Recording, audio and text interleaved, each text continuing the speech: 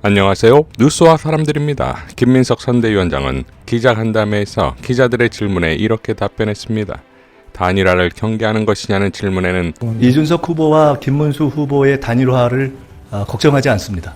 저는 처음부터 이준석 후보와 김문수 후보가 내심 99% 싱크로율로 단일화할 것이라고 봤습니다.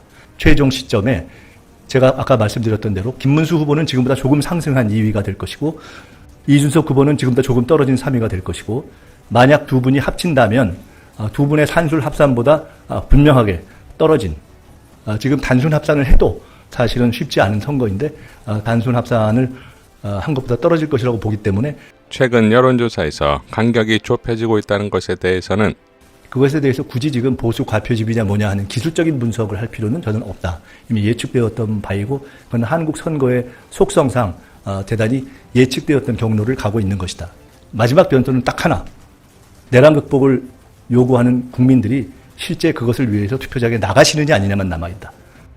자, 김민석 위원장의 발언처럼 최경영 언론인도 다음과 같이 밝혔습니다.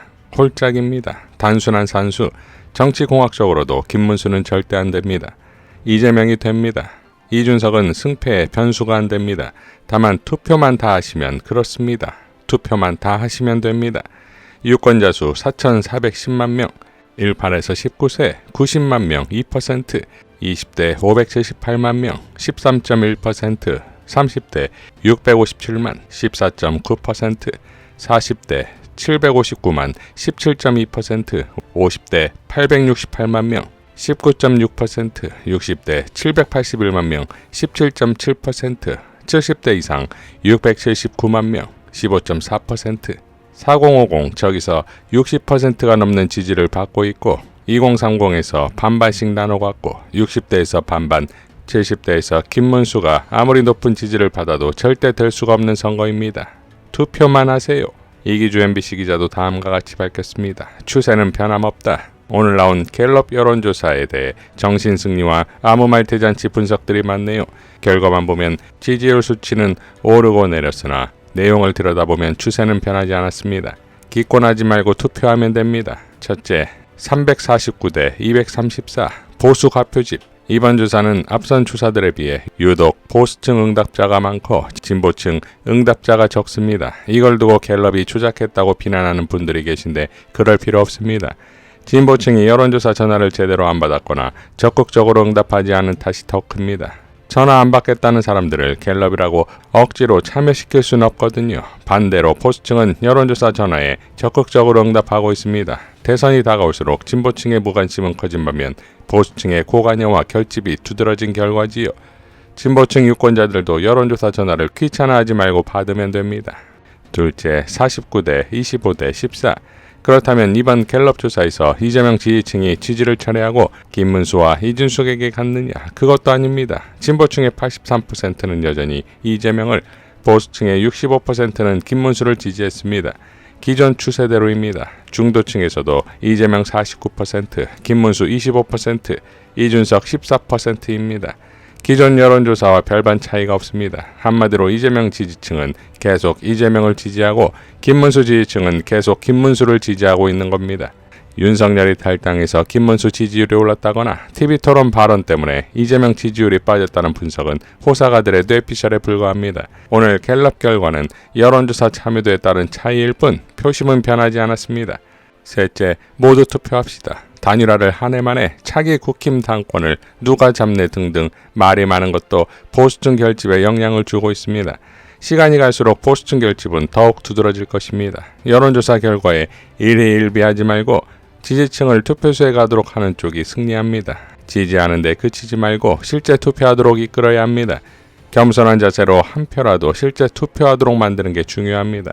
유세장에 오지 않는 지지자들을 투표소에는 가도록 하는 게 남은 기간 숙제입니다. 추세는 변함없습니다. 불안해하지 말고 투표하면 됩니다. 모두 투표합시다. 공희준 평론가는 박스뉴스 컬럼 이준석 단일화하면 영원히 죽는다 해서 이렇게 밝혔습니다. 김문수와 이준석은 단일화해도 이재명에게 왜 질 수밖에 없는 것일까? 첫 번째로 이준석 개혁신당 대선 후보의 지지자들이 김문수 국민의힘 대선 후보를 영혼 없는 표 찍는 기계들처럼 고분고분 찍어줄 리 만무하다. 이준석 지지자들은 후보자로 막대기를 꽂아놔도 찍어주기 일수인 거대 양당의 집토끼들을 무척이나 혐오해온 터이다. 두 번째로 소위 범보수 진영 후보 단일화에 위기감을 느낀 이재명 더불어민주당 대선 후보의 지지층이 더 강력하게 결집할 게 명약관화하다. 이로 말미암아 수도권에 거주하는 4050 세대 유권자들과 호남 출신 유권자들의 투표율은 역대 최고치를 기록할 개연성이 높다. 세 번째로 가장 중요하고 핵심적인 관전 포인트일 게다. 한동훈 전 국민의힘 대표의 지지자들이 김문수를 어떻게든 떨어뜨리는 역선택에 나설 것이라는 점이다. 김문수와 이준석이 단일화를 한들 패배할 게 분명함에도 불구하고 친윤들이 정치개혁의 기수인 후보 단일화의 거강꾼으로 업종을 전환한 안철수를 삐끼로 앞세워 이준석을 국민의힘으로 끌어들이려는 근본적 동기는 한동훈 저격수 장해찬 전 청년 최고위원을 복당시키고 윤석열의 딸을 자처하는 입걸쭉한 세대 김계리 변호사를 전격적으로 입당시킨 속셈과 똑같다. 눈의 가시 같은 한동훈을 흔적 없이 깔끔하게 제거해줄 살인 청부업자로 이준석을 쌍값에 써먹겠다는 고도의 EJ 전략이다. 문제는 한동훈 숙청에 성공하면 장해찬과 김계리에게는 두둑한 보상이 따르겠지만 이준석은 또다시 잔인하게 토사구팽을 당할 게 뻔하다는 데 있다. 이준석을 당대표로 축출한 1차 토사구팽이 치밀하게 계획된 토사구팽이었다면 그를 비대위원장에서 내쫓을 2차 토사구팽은 철저히 준비된 토사구팽인 것이다. 이준석 후보가 잠시 살되 영원히 죽는 길을 가겠다면 김문수 후보 측의 단일화 제안에 쌍수를 들고 호응해야 한다.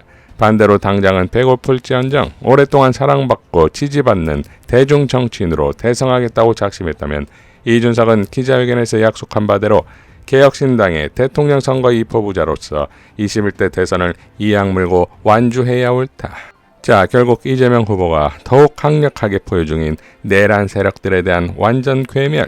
이재명 정권 출범과 동시에 진행될 각종 특검을 통해 과연 내란 정당 국힘은 생존이 가능하겠습니까? 내란 세력과 같이 괴멸되든 명태균 특검으로 괴멸되든 이준석 정치는 끝났다 이겁니다. 이재명 후보의 기자간담회에서의 단일화 관련 답변으로 마무리하겠습니다. 저는 토론에서도 말씀드렸는데 내란 단일화를 할 거라고 예측합니다. 결국 개혁신당도 국민의힘의 아류고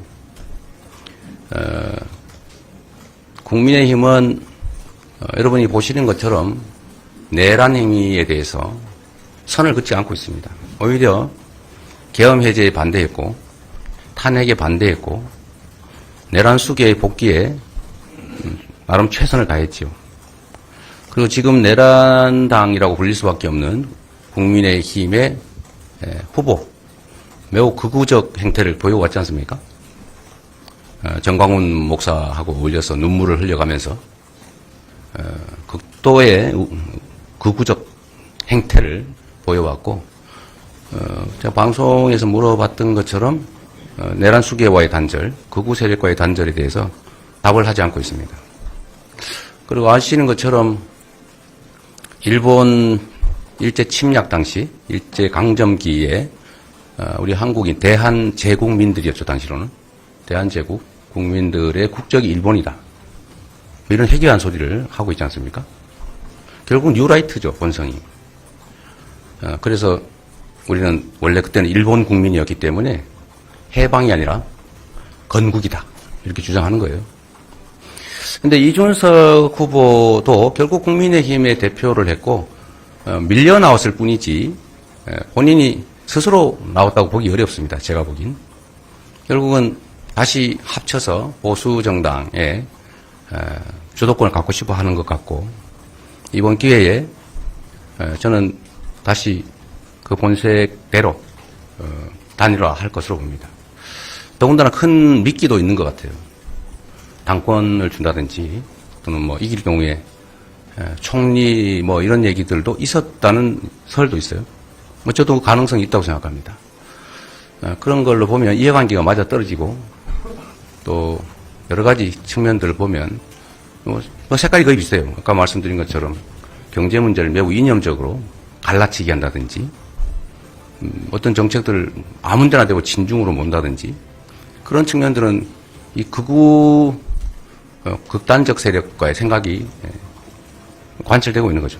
그런 점에서 보면 저는 아니라고 하지만 전에도 그랬던 것처럼 결국은 단일화 할 것이다. 그리고 우리는 당연히 단일화 될 것에 대비해서 대비하고 있습니다. 그리고 그 단일화에 대해서 과연 국민들이 어떤 평가를 할 것인지에 대해서는 뭐 여론조사 결과에도 일부 볼 수가 있는데 글쎄요. 그게 얼마나 시너지가 있는지 모르겠지만 정치적 이해관계를 따져보면 단일화하는 게 아마 그 두 쌍방에 모두 도움되는 것이어서 단일화할 가능성은 매우 높다. 거의 확실하다. 저는 그렇게 생각합니다. 이상 뉴스와 사람들이었습니다. 시청해 주셔서 감사드립니다.